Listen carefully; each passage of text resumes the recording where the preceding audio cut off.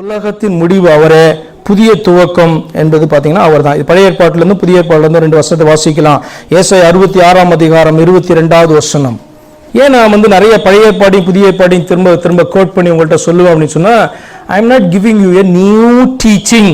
இது வேதத்துல புதைந்திருக்கிற காரியம் என்பதனால தான் புதிய ஏற்பாடு இதான் சொல்லுது, பழைய ஏற்பாடு இதான் சொல்லுது அப்படின்னு நான் என்ன பண்றேன், உங்களுக்கு காண்பித்து கொடுக்கிறேன்.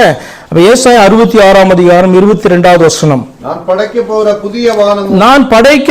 புதிய வானமும் புதிய பூமியும் எனக்கு முன்பாக நிற்பது போல உங்கள் சந்ததியும் உங்கள் நாமமும் நிற்கும் என்று கர்த்தர் சொல்லுகிறார். ஹல்லேலூயா. அப்ப நான் படைக்க போகிற புதிய வானமும் புதிய பூமியும் எனக்கு முன்பாய் நிற்பது போல. ஏன் இந்த வார்த்தையை சொல்றாரு, எனக்கு முன்பாய் நிற்பது போல அப்படின்னு சொல்லி தெரியுமா உங்களுக்கு? அப்ப ஆண்டவர் எவ்வளவு உங்களுக்கு காலத்தையே வச்சு நீங்க பார்க்கும்போது ஆண்டவர் எவ்வளவு நாள் இருப்பாரோ அவ்வளவு நாள் அது நிற்கும்னு அர்த்தம். அப்படின்னா என்ன அர்த்தம்? ஆண்டவர் என்னைக்கும் இல்லாம போக போறது கிடையாது. அவர் இல்லாம போக போறது கிடையாது, இருக்கிறவர் இல்லையா? அவரு என்னைக்கும் இருக்க போறவர். இப்ப எனக்கு முன்பாக புதிய வானம் புதிய பூமியும் இருக்குன்னா அவர் இருந்தா அதுவும் இருக்கும். அதான் இட்டர்னல் அப்படின்னு சொல்றது, நித்தியம் என்று சொல்றது. அப்ப எனக்கு முன்பாக அது நிற்கிறது போல உங்கள் சந்ததியும் உங்கள் நாமமும் நிற்கும் என்று ஆண்டவர் சொல்லுகிறார். ஹல்லேலூயா. உங்கள் சந்ததி அப்படின்னா என்ன தெரியுமா அர்த்தம்?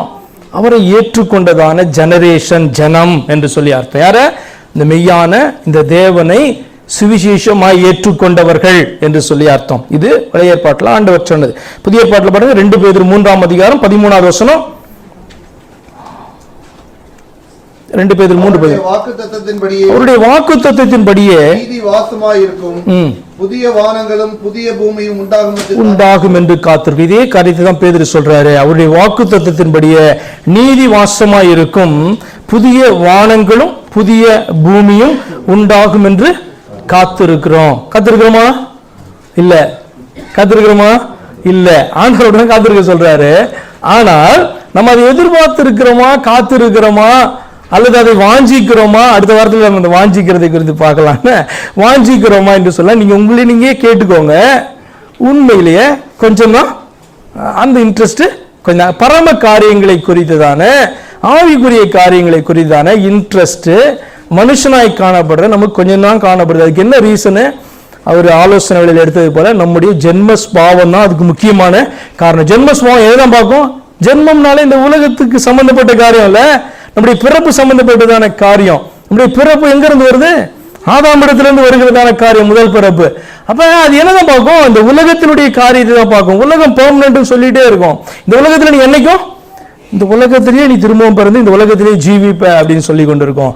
அப்ப ஜென்மம் சம்பந்தப்பட்ட காரியமா இருக்கிறபடினால என்னதான் தேடுவோம்? இந்த உலகத்தில் இருக்கிறதான பூமிக்குரியதான காரியங்களே அதிகமாய் தேடுவோம். பவுல் என்ன சொல்லி கொடுத்தார் பேதுரு அப்படின்னு சொன்னா, புதிய வானங்களும் புதிய பூமியும் உண்டாகும் என்று காத்திருக்கிறோம். ஹல்லேலூயா.